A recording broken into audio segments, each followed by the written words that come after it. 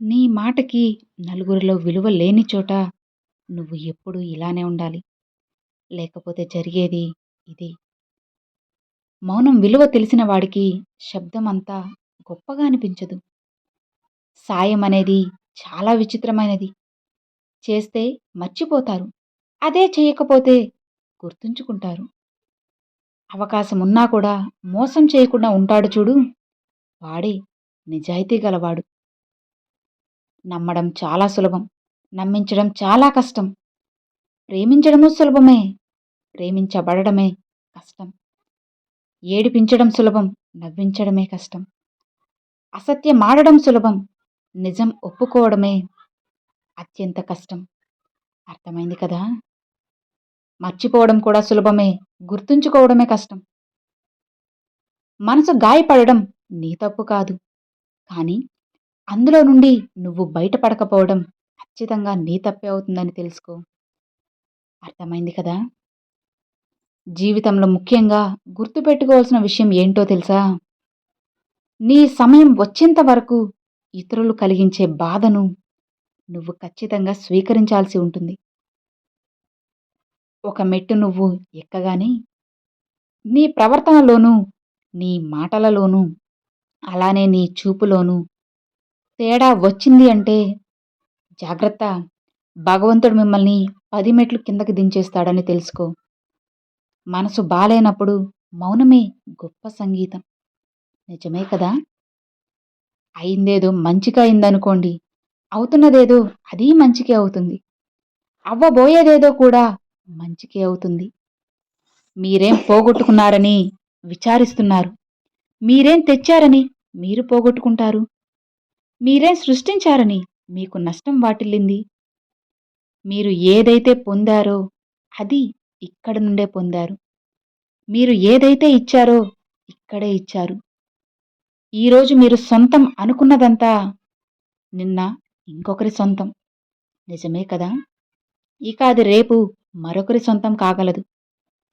పరివర్తన చెందడం అనేది లోకం యొక్క పోకడ. పరివర్తనను ఆనందంగా అంగీకరించాలి అంటే ధ్యానం తప్పనిసరిగా చేయాలి. జాగ్రత్తగా గుర్తుంచుకోండి. దేనికి కూడా ఎప్పుడూ తొందరపడకండి. ఏం జరిగినా సరే బాధపడకూడదు. ఒక్క నిమిషం వేచి చూడు. కాలం అనేది ఎంతో విచిత్రమైనది. ఊహించని సంఘటనలు ఎన్నో నీ జీవితంలో జరగవచ్చు.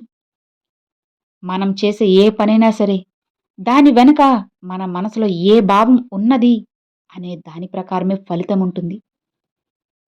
ఒకరి ఆకలి తీర్చడం, దానం చేయడం గొప్ప పనే.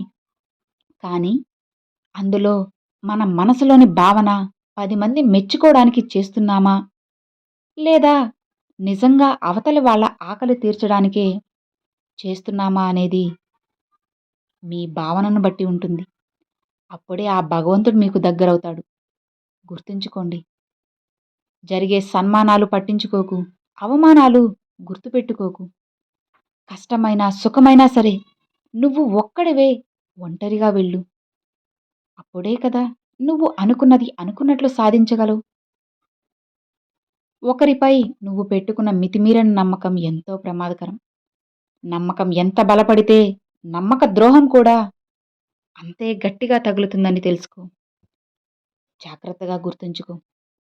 ఒక కష్టం మనల్ని బాధ పెడుతుంది అంటే 100 సంతోషాలు మన కోసం రాబోతున్నాయి అని అర్థం. అలానే కష్టం వచ్చింది అని అస్సలు కృంగిపోకండి. మంచి రోజుల కోసం ఓపికతో ఎదురు చూడాలి. అనుకున్నది జరగలేదు అని, జరిగింది నచ్చలేదు అని నమ్మకాన్ని అస్సలు కోల్పోవద్దు. అసలు కొన్ని అద్భుతాలు జరిగే ముందు ఆటంకాలు రావడం సర్వసహజం. కాబట్టి ధైర్యంగా, ఓర్పుతో ఉండండి. ధైర్యం అంటే ఎవరో నీకు తోడు ఉన్నారని చెప్పడం కాదు. ఎవరో లేకపోయినా సరే నాకు నేనే ఉన్నాను అని చెప్పుకోవడమే అసలు సిసలైన ధైర్యం అంటే. అర్థమైంది కదా? ఇక్కడ ఎవ్వరూ మన సొంతవారు కాదు. అలా అని పరాయివారు కూడా కాదు. కర్మల చేతనే బంధాలు కూడా ఏర్పడతాయి. బంధాలలో రుణంతో ఏర్పడిన బంధాలు వేరు, ఇక మిగిలిన బంధాలు మన కర్మ, అలానే అవసరాలకు అనుగుణంగా ఏర్పడి తెగిపోతూ ఉంటాయి. జాగ్రత్తగా గుర్తుంచుకోండి. నమ్మినవాడు ఎంత చిన్నవాడైనా సరే నువ్వు మోసం చేయకు. అలానే ఇక మోసం చేసినవాడు ఎంతటి పెద్దవాడైనా సరే అస్సలు నువ్వు వదిలిపెట్టకూడదు. ఉన్నది ఒక్కటే జీవితం. నీకు విలువ ఇవ్వని వారి దగ్గర ఉండి ఆ జీవితాన్ని అస్సలు వృధా చేసుకోకు. అర్థమైంది కదా? ఒక్కటి గుర్తుంచుకోండి. మీరు వద్దు అని అనుకున్నా సరే పరిస్థితులు అనేటివి ఖచ్చితంగా మారుతాయి. మీరు కావాలి అని అనుకున్న దానికంటే కూడా ఎంతో గొప్పగా. మన మాటకి గౌరవం, మన సమయానికి విలువ, అలానే మన పనికి గుర్తింపు అసలు లేని చోట ఎప్పుడూ కూడా మీరు ఒక్క క్షణం కూడా ఉండకూడదని తెలుసుకోండి. అనుకోకుండా జరిగే అద్భుతం కంటే కోరుకున్నది చిన్న విషయమైనా సరే అది జరిగినప్పుడు వచ్చే ఆనందం మాటల్లో చెప్పలేనిది. నిజమే కదా? యుద్ధం చేయాలంటే శత్రువులే అవసరం లేదు. జీవితం ఒక్కటి చాలు. ప్రతి నిమిషం యుద్ధం జరుగుతూనే ఉంటుంది. నిజమే కదా?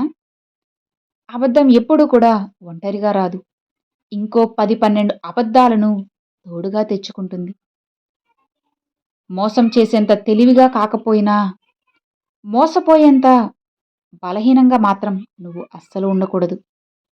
అర్థమైందా? కొన్ని పరిచయాలు అర్థం కాకపోతే వదులుకోవడం అనేది ముందు జరుగుతుంది. ఇక బాధపడడం అనేది తర్వాత మొదలవుతుంది. ప్రకాశంగా కనిపించే ప్రతి వెలుగు కూడా మనకు దారి చూపుతుంది అని గుడ్డిగా అస్సలు నమ్మకూడదు.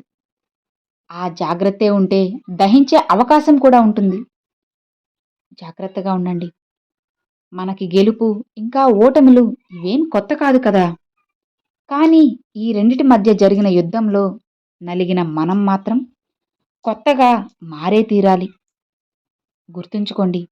క్షమించడం అనేది గొప్ప లక్షణమే. అలా అని ప్రతిసారి క్షమించడం అవలక్షణమే అవుతుంది. అర్థమైందా? సమయం విలువ ఎప్పుడూ కూడా చేయి జారాకే నీకు తెలుస్తుంది. అందుకే ఎవరి కోసం ఆ విలువైన సమయాన్ని ఖర్చు చేస్తున్నారో ఒక్కసారి ఆలోచించి తెలుసుకోండి. అర్హత లేని పరిచయాల కోసం అరక్షణం కూడా మీరు అస్సలు వృధా కానివ్వద్దు. అర్థమైంది కదా? కాస్త జాగ్రత్తగా ఉండండి. తెలివిగా మసులుకోండి. ఎవరు ఎలాంటి వాళ్ళో తెలుసుకోండి. అప్పుడే మీ జీవితం సంతోషంగా, ఆనందంగా ఉండగలదు. ఎవరైతే ధైర్యంగా, నమ్మకంతో ఉంటారో వాళ్ళకి ఆ భగవంతుడు ఎప్పుడూ తోడుగా ఉంటాడు. అర్థమైంది కదా? Thanks for watching friends.